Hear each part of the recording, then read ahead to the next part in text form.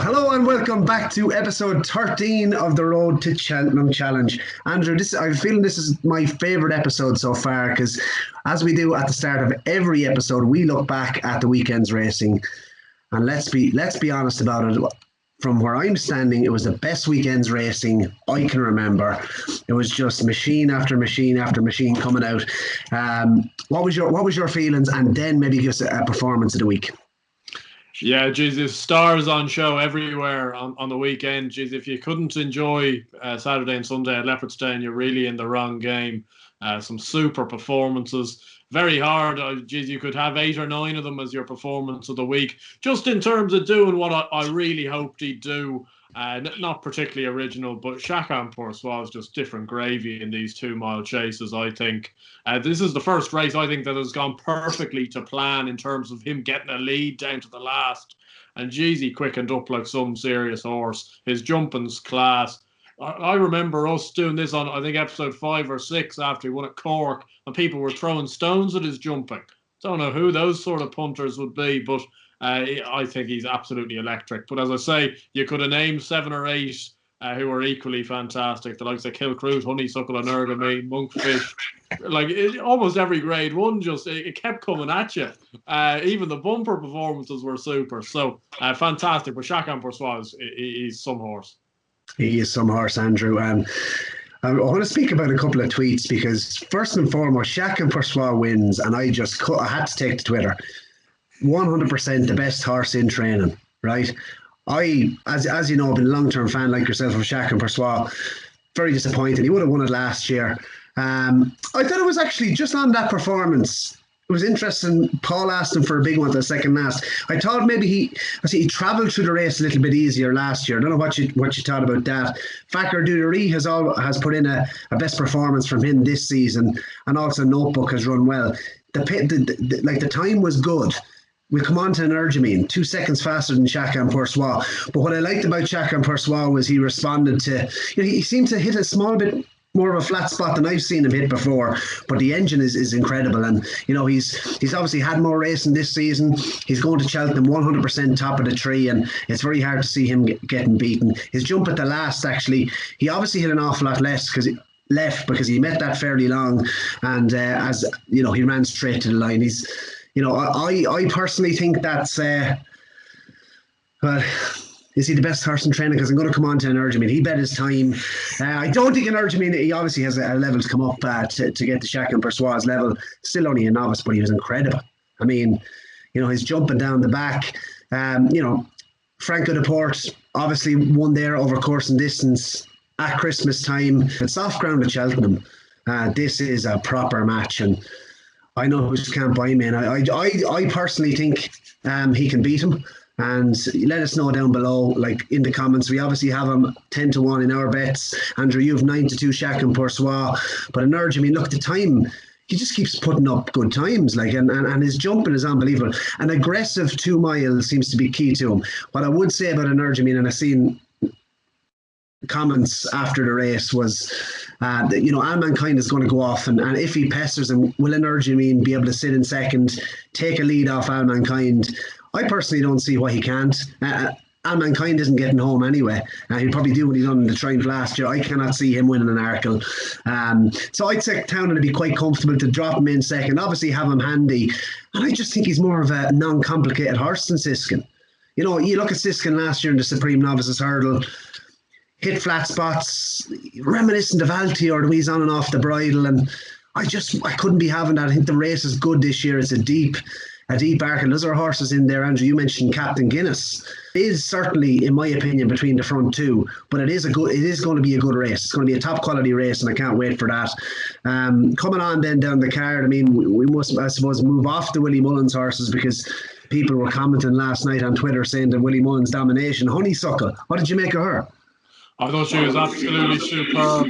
I was a little bit sceptical going into the weekend. I thought she fell in last year in the Irish Champion Hurdle against Leopardstown and Petit Mouchoir, which isn't brilliant form, but Rachel had the opposition jockey's pants down there, just kicking on that little bend at around 5 furlongs out when they turned to 2 out on the hurdle track at Leopardstown. She set sail, and She jumped a lot more like a 2-miler, and I must say, absolute disaster for me, considering I put her up as a wild card for the Mares Hurdle last week. She'd win a Mares Hurdle if she ran in it, but I don't think she's going to run in it, which is a shame. I think she's got every chance in a champion hurdle. I think the division is poor. I think she's a very good mare, and getting £7 off a few fairly average horses, I must say. I think she takes the whole heap of stopping. Abracadabras ran a grand race, but he's not winning any champion hurdle. He might run into a place in a champion hurdle maybe if everything went to plan, but he's never winning one because he just won't go through with the effort. You mentioned Honeysuckle in her jump, and I did notice that she is jumping faster. She's jumping slicker. She's a mare clearly in a very good place. I think she's improved, and she was my selection for the race last year. She didn't go there. I think she'll take an awful lot of beating, and that's not Irish bias. This mare has obviously improved again.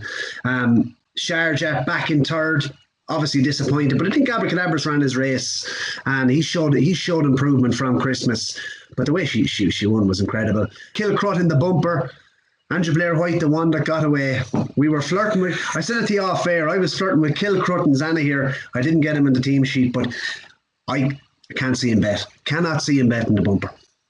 No, it was one of those you had to rub your eyes to see whether you're actually watching the TV correctly. Like in my days, certainly now, I concede I haven't seen, years and years and years of bumpers, but like you're struggling to find a better performance in a Grade 2 bumper like that. It was stacked with talent as well. Like the Cromwell horse is a very good standard bearer. Ramillies came into it on the back of a big reputation and a big win. And I know Willie Mullins, like Patrick said that Willie Mullins thought Ramillies was the number one himself going into the race. And a good horse, a Gordon Elliott in there as well. And he's walked past them. Like I think your quote unquote, he literally jogged in. It was unbelievable stuff, wasn't it? Like, I mean, it was just mouth-watering even watching it. And I do think it may be slightly different to appreciate it last year. I think he'd suit the champion bumper a lot more because he's a very strong travelling horse.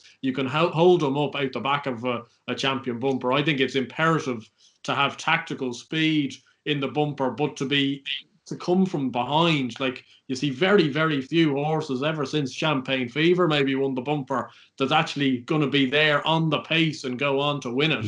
So many come from behind, and I think he's got the ability to just sit, like maybe not maybe quite as exaggerated as Fernie Hollow, but sit right at the rear of the race and just pick his way through, and it will be a case of when and where really for Patrick Mullins based off that performance.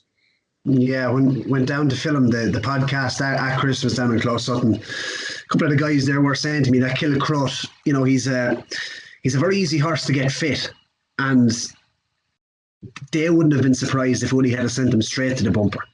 So he's clearly fit. But it'd be just interesting to see can he uphold that form or run. Like, look, he's the obvious favourite now for the bumper. I'd take him all day long over Sir Gerhard. Any horse that wins at Navan, as I said to you off air, like that is the track of tracks, especially for Cheltenham. He hit the line so hard at Navan, obviously backs it up, and Sir Gerhard has won there as well. So a big clash, but I'd be on Kilcruit 100%. Speaking about the handicaps, before we move on from Leopardstown on Saturday, because we're going to come on to Sunday, just have a quick look at performances there. Anything that stick out? I mean, Antukas, the money came for him, Andrew Blair-White. And I don't know, was it JP's money, but he was up there in the van. Speaking to you after the race, you don't think I'm on to one at all here? I'm just not sure with Antukas. I don't know whether he's being laid out for the mother of all gambles in a Grand Annual, or whether he just is simply one of these horses that's going to keep knocking his head off the post. It wouldn't surprise me if he ran a Stormer in a Grand Annual, but again came third or fourth. I don't know what to make of my Grand Annual selection. Saturday obviously wasn't the day with McGarvey booked 6-1 out to 12-1, and I don't think I heard him mentioned once from Jerry Hannon throughout the commentary. So I don't know whether Aramax will go to a Grand Annual. I don't know whether they'll step him up to a Brown Advisory, whether he's long-term the Galway Plate horse. I've no idea. You've got to add a Wave of the Sea into that as well. Will he go up in trip? maybe to the Brown Advisory or Galway plate down the line. I'm not sure, but very hard to know which JP horse will be given the wink on the day and say now's the time in the Grand Annual, because he's got 3 or 4 lively enough shots. Yeah, straight question. Could they step Aramax up and trip? And that's not, I'm not trying to stir the pot here now, but it certainly looks at the moment, I think, that his jumping would look like it needs a step up in trip. His jumping at 2 miles does seem to come under pressure, and that would be a concern in the Grand Annual. That being said, he moves through, well, when he's won races before, he's moved through races like he has the speed for 2 miles. But would it shock me if he ran in a Brown Advisory? No.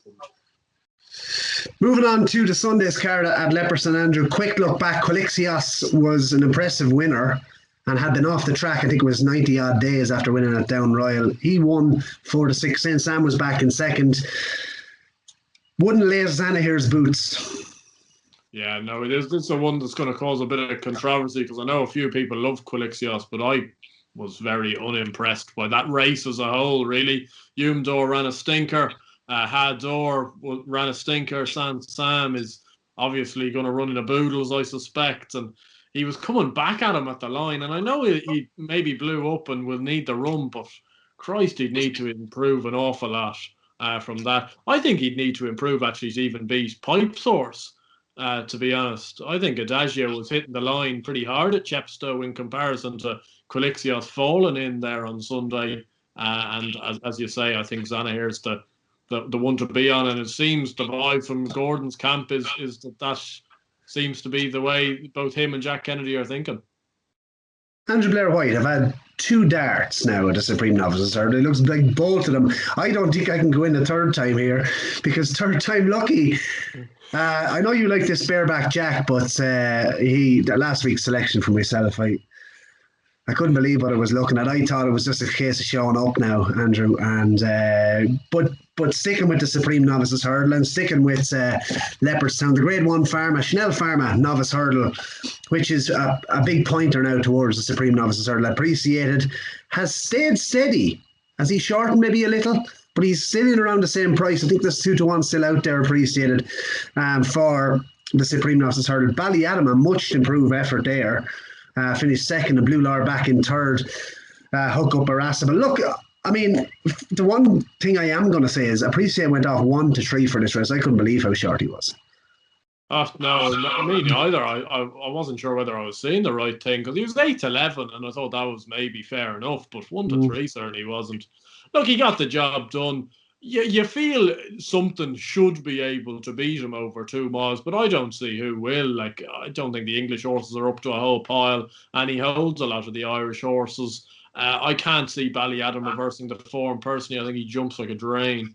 Overall, he's obviously got an awful lot of ability, but he'd need to sort that out a lot. And I don't think he finds much for pressure. And I'd much prefer to black Blue Lord each way for the race at 20 to 1 than Ballyadam at 10 to 1. I think Blue Lord put in another decent enough run, and a real strong run 2 miles in the Supreme might suit him. But I think the favourite's rock solid, to be honest. I really can't see what's going to beat him. I thought the same, Andrew. I thought Brian Cooper gave him a lot to do, to be fair. A step back and trip, I think, certainly had interest in listening to Ruby. I think it was Ruby or Barry Geraghty speaking in the analysis on RT. I can't remember which.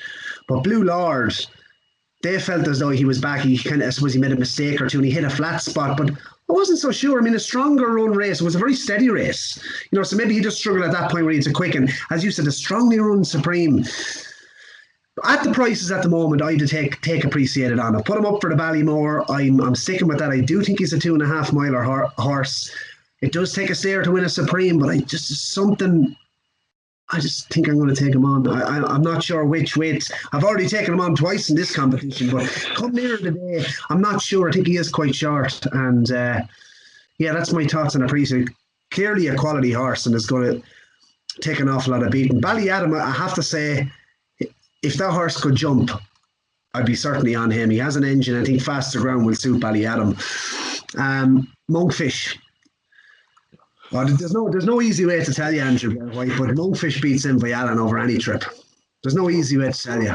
Yeah, well, you'd probably tell me Energumene and Sporting John will beat Envo Allen as well. But look, that would be some burn up if we saw that race. To be fair, hopefully we will do, whether it's this year or next year. Monkfish was different gravy, to be honest. I don't think. I know I've backed latest exhibition on this challenge, and I have backed him for the RSA.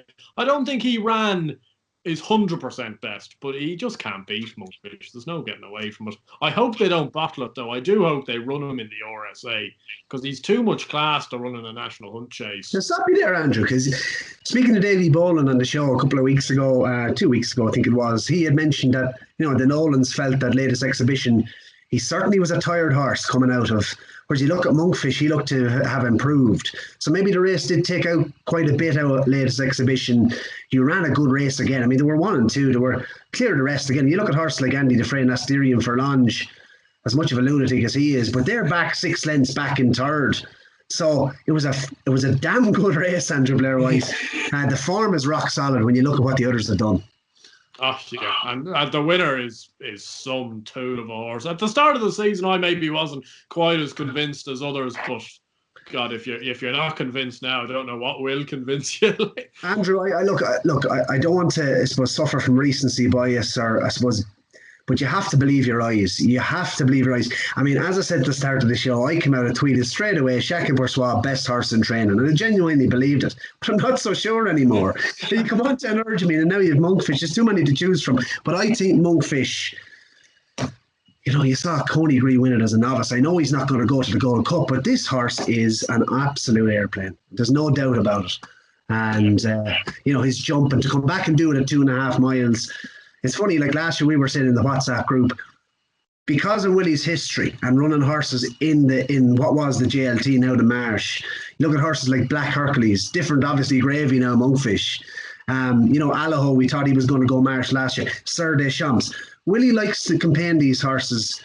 He likes to be gentle with them as novices.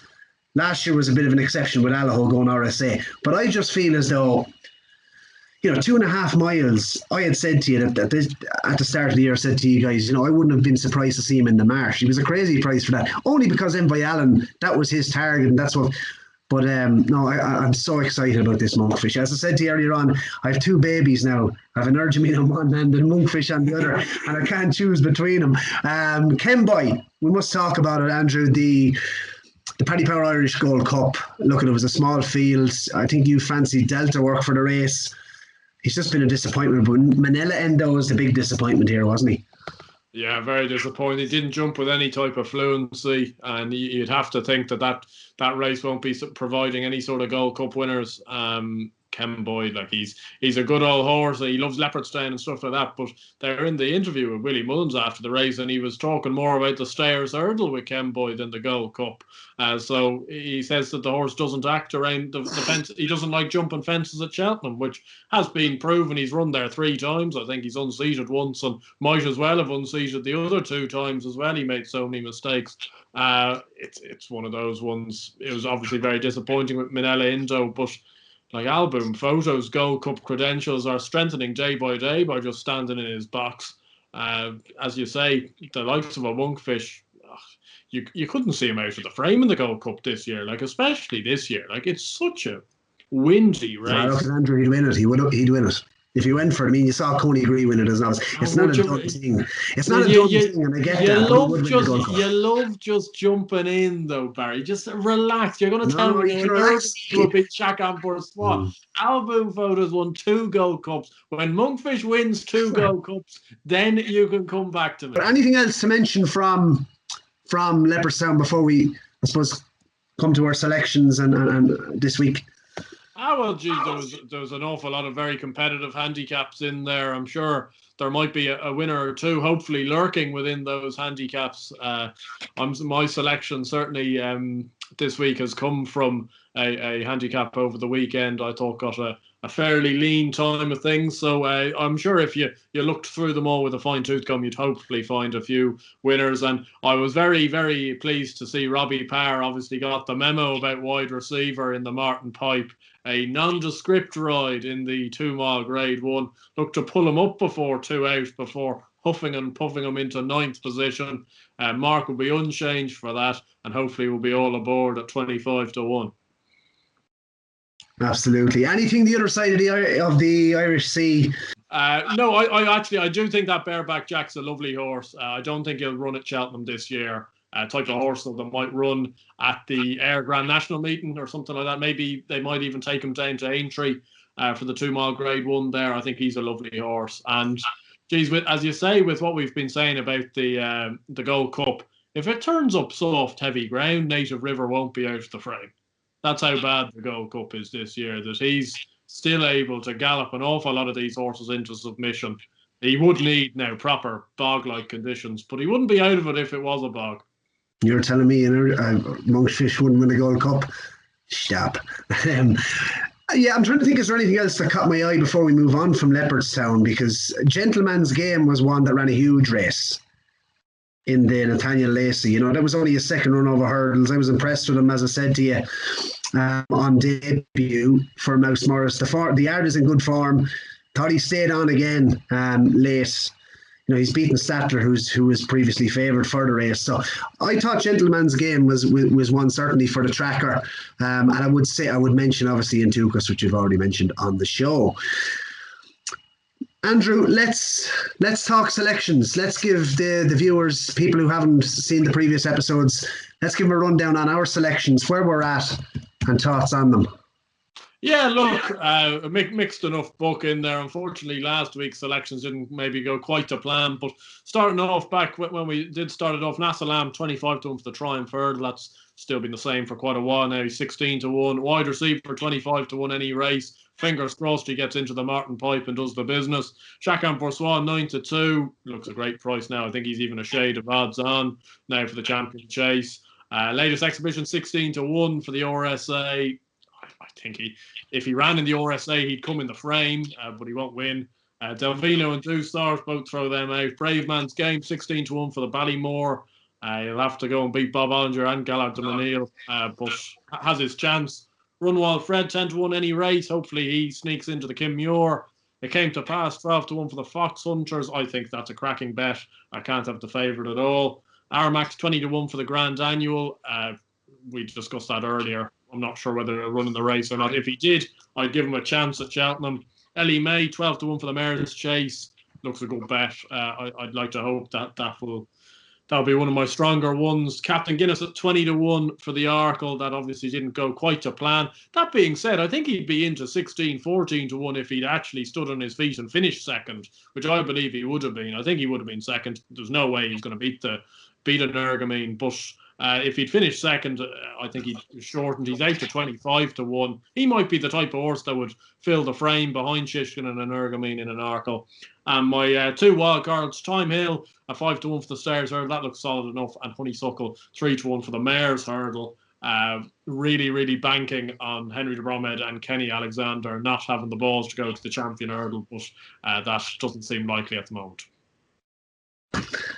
Andrew Blair-White. Eldorado Allen, week 1, Arkle Chase, 20-1.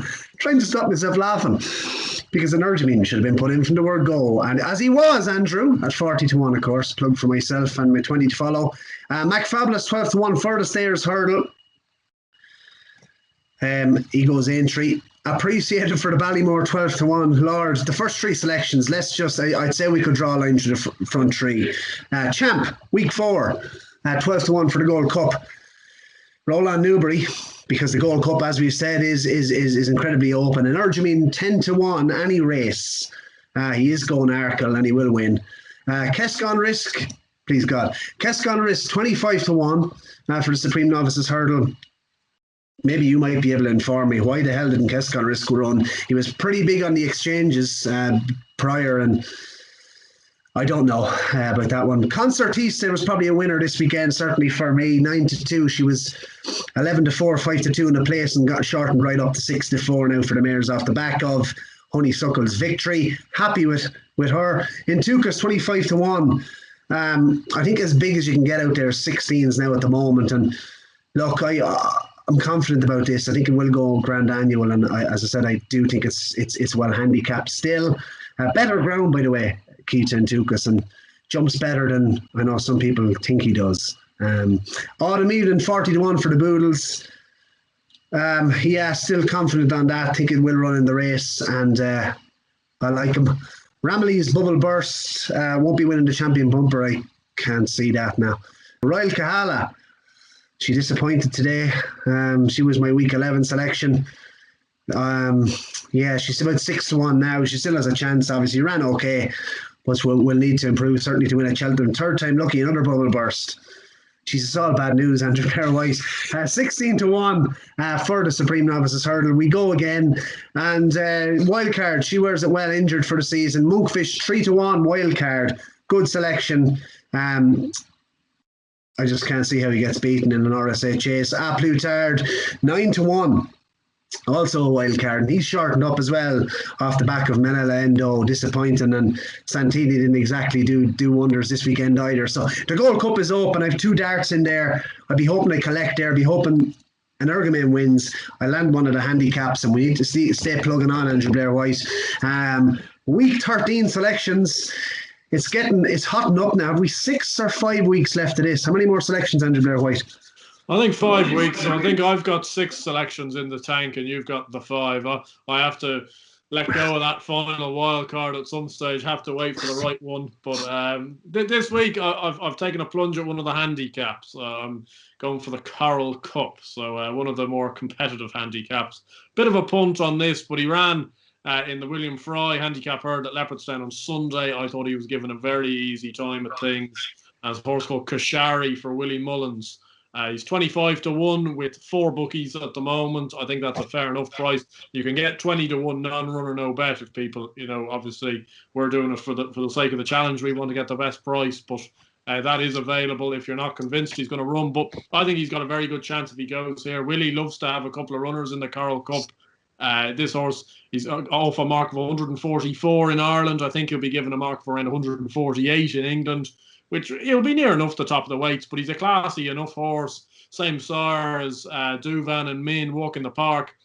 And he was a really well-regarded horse back when he was younger. He was placed in many a graded novice chase with the likes of Invitation Only, who ended up being a Thyestes winner off a high enough mark in the 150s. So I think he's got an awful lot of back class. He made a bad mistake early on in the race on Sunday and was given an easy time of things by Paul Town and ended up finishing 6th. In the race, the Maze runner beat Unexpected Depth in. I think that's strong enough for him in the book, as I say, not given a hard time. I think the Coral Cup should be the plan, and I think 25-1 is a big price. Brilliant, Andrew Blair-White. Well, it must be the week of the Coral Cup because my selection's in the same race. Different stable, same country. Gordon Elliott, master of the handicaps at Cheltenham, and I don't see why it's going to be any different this year, Andrew Blair-White. I think if we were to pick 5 Gordon Elliott handicap horses between now and the end of this series, we give ourselves a good chance. This horse had 3 runs for Nicky Henderson. You know who he is, Andrew Blair-White. It's Grand Raw. Bought for a big fee for the Morns, 400,000. Mouse Orion and Gordon Elliott back in July. Had 4 runs, as I said, for Gordon Elliott. He's only had 5 runs over hurdles in his life. He's in here off a mark. He's on a mark of 145 at the moment, but it's obviously going to get more from the British handicapper. Look, he was completely wrong at the weights last time. Was an impressive winner, by the way, at Christmas on heavy ground. I think Step Up and Trip is going to suit. That was on heavy ground. It was heavy ground again at Naas the last day when he ran behind Bacassion, and what a trooper Bacassion is. But he was completely wrong at the weights. And if you look, he's beaten Beacon Edge, whose form has been franked since by Honeysuckle.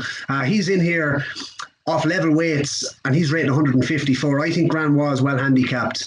I think he is going to go to Cheltenham. I think he was bought for a reason for that price. Not that they're going to get 400 grand back from winning a handicap, but there's plenty of races in this horse. I think he's going to go there with a big chance, and he's 25-1 with 2 firms, Andrew Blair-White.